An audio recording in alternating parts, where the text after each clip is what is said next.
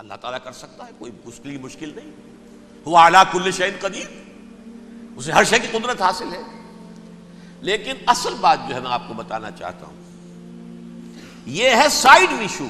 اصل ایشو ہے فلسطین کا جو شروع ہونے والا ہے. بھٹی دہکے گی وہاں.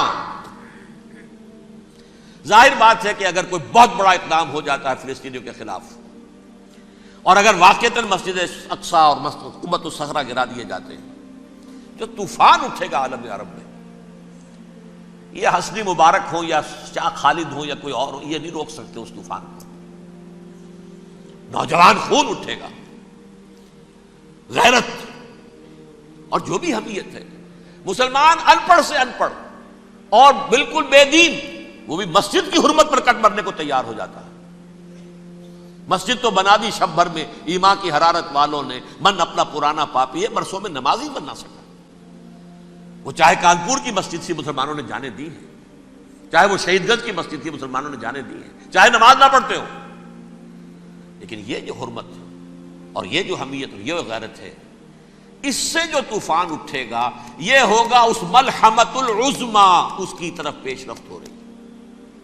کتاب الملاحم سے احادیث کے حوالے سے کہ جن جنگوں کا حوالہ دیا حضور نے، پیشن گوئی کی ہے، اس کا نقطہ آغاز تھا خلیج کی جنگ.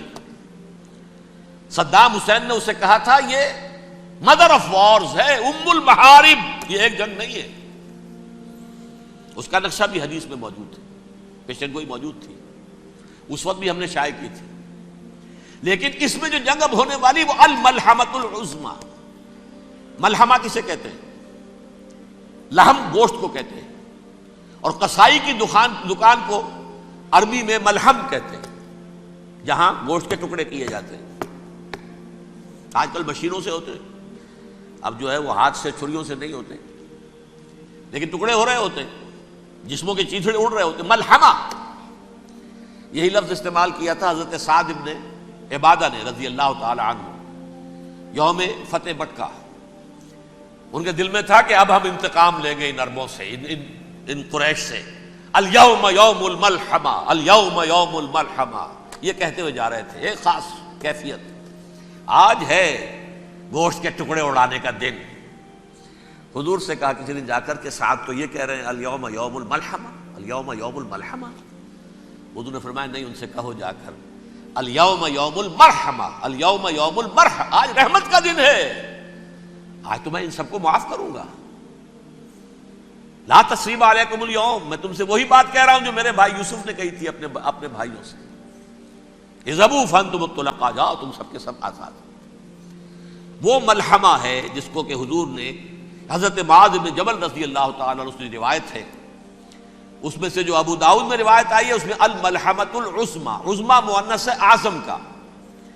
آپ کہتے ہیں جنگ عظیم اول، جنگ عظیم دوم، عظیم کا باپ ہو گیا اعظم، سب سے بڑا، اور اس کا مؤنث ہے سب سے بڑی، عظمی.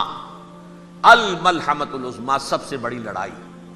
میرے نزدیک یہ وار کے معنی میں نہیں ہے، بیٹل کے معنی میں. انگریزی میں یہ دو لفظ علیحدہ ہیں، وار، بیٹل. وار سالوں کو محیط ہوتی ہے، بیٹل کسی ایک خاص جگہ پر جو لڑائی ہوتی ہے اس کو کہتے ہیں. حضور کے اور قریش کے درمیان 6 سالہ وار تھی، جنگ تھی.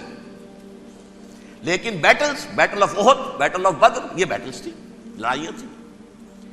تو عظیم ترین جنگ شاید اس اعتبار سے نہ ہو جیسے کہ ورلڈ وار 1 اور ورلڈ وار 2، یعنی اس کی وسعت کا اتنا معاملہ نہیں اور طوالت کا نہیں. لیکن جو لڑائی جو ہے بیٹل ہونی ہے، جس کو کہ یہ لوگ، یا چونکہ میں نے کہا تھا شروع میں کہ سرما ہے میری آنکھ کا خاک حجاز و حول قدس. نیو ٹیسٹمنٹ کی آخری کتاب ہے the book of revelation, revelation of saint John. اس میں آرمگڈون کہا گیا ہے اسے. ہر مجدون، یہ عبرانی لفظ ہے. ہر کہتے ہیں اونچی جگہ کو، سطح مرتفع. مجدون میگیڈو، میگیڈو ایک وادی ہے، مرتفع، وادی مرتفع.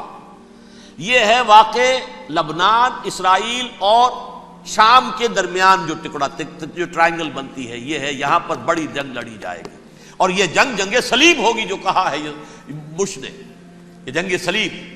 سیکنڈ ملینیم شروع ہوئی تھی تو پہلی صلیبی جنگ ہوئی تھی، 3rd ملینیم شروع ہوا ہے، یہ 2nd صلیبی جنگ ہے، یہ کروسیڈ ہے. اور میں اس مرتبہ امریکہ گیا تھا تو پہلی مرتبہ مجھے وہاں ایک رسالہ ملا ٹرمپٹ نام کا. یہ امریکہ کے جو بہت ایکسٹریمسٹ قسم کے پروٹیسٹنٹس ہیں، یہ ان کا رسالہ ہے، اور ان کے بارے میں اب کہا جا رہا ہے وہ کرسچین زائنسٹ ہیں. آپ شاید پہلی مرتبہ یہ لفظ سن رہے ہوں. زائنسٹ تو ہم سمجھتے ہیں یہودیوں کو، کرسچین زائنسٹ وہ ہیں جو ہیں تو عیسائی پروٹیسٹنٹس ہیں، لیکن اسرائیل کے وہ حمایتی یہودیوں سے بڑھ کر ہیں. یہ میری کسی پہلی تقریر میں شاید بہت سے حضرات کو یاد آ جائے، میں نے کہا تھا 4 سال پہلے ہمارا تنظیم اسلامی کا ایک کنونشن ہوا تھا ہوسٹن میں، امریکہ کا جنوبی علاقے کا شہر ہے. ایک سیشن اس میں ہم نے رکھا تھا انٹرفیتھ، ایک عیسائی کو بلایا تھا، ایک یہودی بہت بڑا وہاں کا عالم ہے اس کو بلایا تھا. اس یہودی عالم نے ڈاکٹر وشوگراڈ، جو وہاں کی یونیورسٹی میں پروفیسر ایمیریٹس ہے، اس نے کہا تھا کہ یہ اسرائیل کو تو سپورٹ کر رہے ہیں عیسائی، ہم تو نہیں کر رہے. جو پریکٹسنگ یہودی ہیں وہ زیادہ اسرائیل کے حق میں نہیں تھے، یہ تو سن 67 کے بعد انہوں نے اسرائیل کو تسلیم کیا ہے. وہ تو منتظر تھے کہ ہمارا مسیحا آئے گا تو اس کی قیادت میں جنگ کریں گے، جیسے شیعہ منتظر تھے کہ مہدی موعود آئیں گے تو پھر ہم کچھ کریں گے. وہ امام خمینی نے کہا بھائی جب وہ آئیں گے آ جائیں گے، لیکن ہم کچھ راستہ کے لیے. زائنسٹ نے آگے بڑھ کر ریاست قائم کر لی، اور جب یروشلم پر بھی پورا قبضہ کر لیا تب جو ہے در حقیقت مذہبی یہودی جو ہے پھر انہوں نے اپنایا ہے، اون کیا ہے، اور نئے سیٹلمنٹس جو بھی بنے ہیں وہاں پر اسرائیل میں، اس میں اکثر و بیشتر مذہبی یہودی آیا، اور بروکلن کے علاقے سے سب سے بڑھ کر آئے ہیں، جو امریکہ میں نیو یارک کا ایک جنوبی علاقہ ہے، بہت بڑا یہودیوں کا بہت بڑا گڑھ ہے. نیو یارک کو جیو یارک بھی کہا جاتا ہے، وہ تو اصل میں مرکز جو ہے وہ تو یہودیوں کا ہے. اس حوالے سے وہاں پر جو کرسچن زائنسٹ کہلاتے ہیں وہ اسرائیل کے یہودیوں سے بھی بڑھ کر کہیں سپورٹر ہیں. بہرحال اس دوسری صلیبی جنگ کا معاملہ جو میں کہہ رہا تھا، ٹرمپٹ نامی رسالہ، اس کا ایک مضمون ہے دی لاسٹ کروسیڈ. اب یہ آخری کروسیڈ ہے جو شروع ہونے والا ہے. میں تو حیران ہوں کس قدر کھل کے وہ باتیں کرتے ہیں. رومن کیتھولکس کو وہ کہتے ہیں کہ یہ شیطان ہے، یہ پوپ شیطان ہے، یہ یورپ کو اس نے جمع کیا ہے کرسچینٹی کی بنیاد پر، اور اس میں زیادہ تر کیتھولکس ہیں. آپ کو معلوم ہے برطانیہ بڑی مشکل سے شامل ہوا ان کے ساتھ، اس لیے کہ وہ پروٹیسٹنٹس کا سردار تھا، ابھی پوری طرح نہیں ہے. یورپ جو ہے وہ رومن امپائر دوبارہ یہ کھڑی کر رہا ہے، اور در حقیقت یہ جو ہے یہودیوں سے بھی چھیننا چاہتے ہیں اسرائیل کو اور فلسطین کو، اور مسلمانوں سے بھی، اور یہ وہی کروسیڈ جو تھے اربن ثانی کے، اس کی تیاری کر رہے ہیں تاکہ وہاں پر عیسائی حکومت قائم ہو جائے، کیتھولکس کی، پوپ کی حکومت قائم ہو جائے، جیسے ایسٹ تیمور میں کر دی ہے. ایسٹ تیمور میں کون سی حکومت بنی ہے؟ Roman Catholic.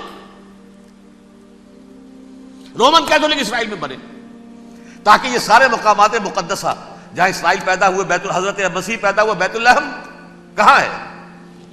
وہی ہے کہ نہیں؟ جہاں سے ریزریکشن ہوا ان کے خیال میں وہ کہاں ہے؟ وہیں پر ہے کہ نہیں؟ بڑے بڑے گرجے ان کے وہی ہیں. تو اس اعتبار سے ان کا کہنا یہ ہے یہ لاسٹ کروسیڈ کی تیاری ہو رہی ہے، یہ کیفور.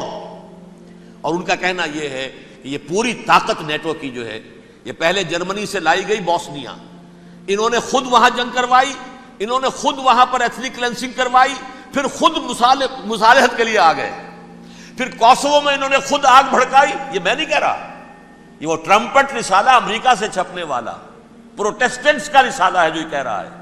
پھر انہوں نے کوسوو کے اندر کروایا، اور پھر وہ وہاں پر پیس فورس کی حیثیت سے آ گئے.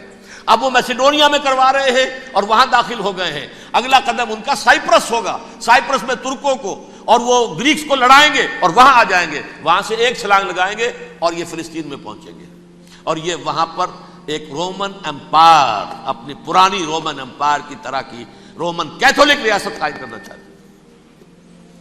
تو وہاں امریکہ کے عیسائیوں میں بھی کوئی ایک طبقہ نہیں ہے، کیتھولکس بھی ہے. کیتھولکس زیادہ نہیں ہے ہمدرد، لیکن اب تابع ہو چکے ہیں. اسحاق ریبین نے جب یہ پیس ٹاک شروع ہوئی تھی، آپ کو یاد ہوگا شاید کہ جب وہ آیا تھا واشنگٹن سے واپس فلسطین اسرائیل، تو پہلے روم میں رکا for an audience with the pope, اور پوپ کو اس نے ایک مرتبان سا پیش کیا تھا، حضرت سلیمان علیہ السلام کے زمانے کا مرتبان، اور کہا تھا دیکھیے 3000 برس تک ہم نے اس کی حفاظت کی ہے، اب یہ میں آپ کے حوالے کر رہا ہوں. اس کے بعد سے پوپ جو ہے بالکل رام ہو گیا، اور وہ عیسائیوں کے ساتھ اور یہودیوں کے ساتھ ان کا پورا معاہدہ ہو۔ اب پورا عیسائی ورلڈ جو ہے بعثت مجموعی یہودیوں کے شکنجے میں ہے۔ البتہ ان کے اندر بھی جھگڑے ہیں، جو وہاں پر وائٹ کرسچن ملیشیاز ہیں وہ ایکسٹریمسٹ ہیں کیتھولکس، ان کے نزدیک دشمن نمبر 1 یہودی، دشمن نمبر 2 مسلمان، دشمن نمبر 3 جو یورپ میں کالے ہیں، ایفرو امریکن، چاہے وہ عیسائی ہو گئے ہوں، کوئی بھی ہو۔ یہ 3 دشمن ہیں جن سے انہوں نے کلینز کرنا ہے، صاف کرنا ہے ان کے خیال کے مطابق امریکہ کی سوسائٹی کو۔ اولاً یہود، پھر مسلمان، اور پھر یہ جو کالے ہیں۔ لیکن دوسری طرف پروٹیسٹنٹس کے اندر ایکسٹریمسٹ وہ ہیں جنہیں کہا جا رہا ہے یہ کرسچین زائنسٹ ہیں، یہ اسرائیل سے بڑھ کر سپورٹرز ہیں۔ بہرحال یہ اب جنگ ہوگی، اس کا نتیجہ کیا نکلے گا یہ تو اللہ ہی جانتا ہے۔ اب میں آخری بات کی طرف آ رہا ہوں۔ آخری نتیجہ تو جو بھی کچھ اپس اینڈ ڈاؤنز آئیں گے، تلک الایام نداولھا بین الناس، آخری نتیجہ ڈراپ سین وہ یہ ہوگا کہ اللہ کے دین کا بول بالا ہوگا، اور پوری دنیا پر محمد کے لائے ہوئے دین صلی اللہ علیہ وسلم کی حکومت قائم ہوگی۔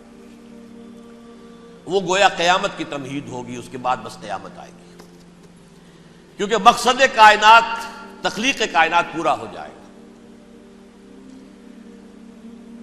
پوری مخلوقات کے اندر مقصد تخلیق، کلائمیکس آف کریشن محمد الرسول اللہ صلی اللہ علیہ وسلم، دین کی تکمیل محمد الرسول اللہ صلی اللہ علیہ وسلم۔ اور اس خلافت عرضی کے لیے جو حضرت آدم کو خلافت دی گئی تھی، جب اس میں وہ خلافت پوری دنیا پر قائم ہو جائے گی، اس کا مقصد پورا ہو جائے گا۔ And that will be the beginning of the end۔ اس کے بعد قیامت ہے۔ آخری نتیجہ تو یہ نکلنا ہے۔ اس سے پہلے سزائیں ہمیں بھی مل رہی ہیں، اور یہاں میں کانٹے کی بات جو چھوڑ گیا تھا اس کو بیان کر دوں۔ اللہ نے اس مغضوب علیہم قوم کو، اس ملعون قوم کو کیوں اب تک چھوٹ دیے رکھی؟ میں بتا چکا ہوں یہ بڑے عذاب کے مستحق ہو چکے تھے حضرت عیسیٰ علیہ السلام کے زمانے میں، چھوٹ دی ہے ابھی تک ہے، بلکہ ایک مرتبہ ابھارا ہے۔ 1900 برس کے بعد ابھرے ہیں یہ،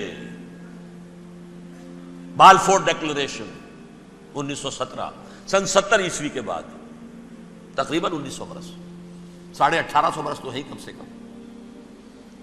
پھر creation of Israel 1948، 1967 extension of Israel, یروشلم پر قبضہ۔ یہ سارا جو ہے کیوں ہے؟ اللہ تعالیٰ اس خیر امت محمد صلی اللہ علیہ وسلم، اس کے بہترین حصے کو سزا ان ملعونوں کے ہاتھوں دے رہا ہے۔ کیوں؟ جو جرم انہوں نے کیا تھا وہی ہم نے کیا۔ انہوں نے اللہ کی کتاب کو پیٹھ کے پیچھے پھینکا، نبذ فریق من الذین اوتوا الکتاب کتاب اللہ وراء ظہورہم، ہم نے اپنی پیٹھوں کے پیچھے پھینکا کہ نہیں؟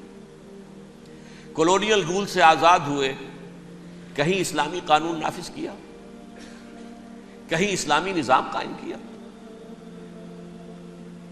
تو جو جرم ان کا تھا وہی ہمارا ہے، اور ہم خیر امت ہیں، اور ہمارے میں سے خیر ترین عرب ہیں، ان پر اللہ کا فضل، ان کی مادری زبان میں اللہ کی کتاب موجود ہے۔ پھر انہوں نے اللہ کے دین کو پیٹھ دکھائی۔ جو ملک آزاد ہوا کولونیل رول سے، یا اس نے قبلہ کر لیا اپنا ماسکو کی طرف، یا کر لیا واشنگٹن کی طرف۔ کسی نے مکے کو قبلہ بنایا، یہ بدترین سزا ہے۔ ویل للعرب من شر قد اقترب۔ اور ترمذی شریف میں تو یہاں تک روایت ہے، من اقتراب الساعۃ ہلاک العرب، قیامت کے قرب کی ایک نشانی یہ بھی ہوگی کہ عرب ہلاک ہو جائیں گے۔ ایک حدیث میں الفاظ آتے ہیں کہ حضور نے جب کہا یہ ہوگا یہ ہوگا یہ ہوگا، یہ بربادی آئے گی، تو کسی زوجہ محترمہ نام میں بھول رہا ہوں، انہوں نے پوچھا کہ عرب اس دن کہاں ہوں گے؟ فرمایا العرب یومئذ قلیل، بہت کم۔ آخری خاتمہ ہونا ہے یہود کا حضرت مسیح علیہ السلام کے ہاتھوں. وہ عذاب جو 2000 برس تک ان سے ٹلا رہا وہ آئے گا اور ان کے رسول ہی کے ہاتھوں آئے گا. لیکن اس سے پہلے مسلمانوں پر یہ عذاب آ رہا ہے، ہولوکاسٹ کے درجے کا عذاب آ رہا ہے. البتہ ہم پاکستانی اس میں یوں سمجھ لیجئے کہ وہ تو خبریں موجود ہیں احادیث میں، وہاں تو جو ہونا ہے. اتنے انسان مریں گے کہ ایک پرندہ جو ہے اڑتا چلا جائے گا، وہ نہیں چاہے گا کہ نیچے اترے تو کسی لاش پر اترے، اسے جگہ نہیں ملے گی زمین خالی کر کہیں اتر سکے، تھک ہار کر گرے گا، مرے گا تو بھی لاش کے اوپر گرے گا. یہ الفاظ ہے حضور کے صلی اللہ علیہ وسلم. الملحمۃ العظمیٰ الملحمۃ الکبریٰ. یہ لاسٹ کروسیڈ ٹرمپٹ اخبار نے، میں اس کا فوٹو اسٹیٹ بھی کبھی آپ کو دکھا دوں، ویسے میرے ساتھ ہے وہ رسالہ ٹرمپٹ. دی لاسٹ کروسیڈ اس کی تیاری ہو رہی ہے. وہ الملحمۃ العظمیٰ اور ملحمۃ الکبریٰ جو ہے وہ آنے والی ہے. ابن ماجہ میں کبریٰ کہا ہے، اکبر کا مؤنث کبریٰ. ملحمہ کبریٰ سب سے بڑی جنگ اور ملحمہ عظمیٰ سب سے عظیم جنگ. یہ ہوگی اور بہت جلد ہوگی.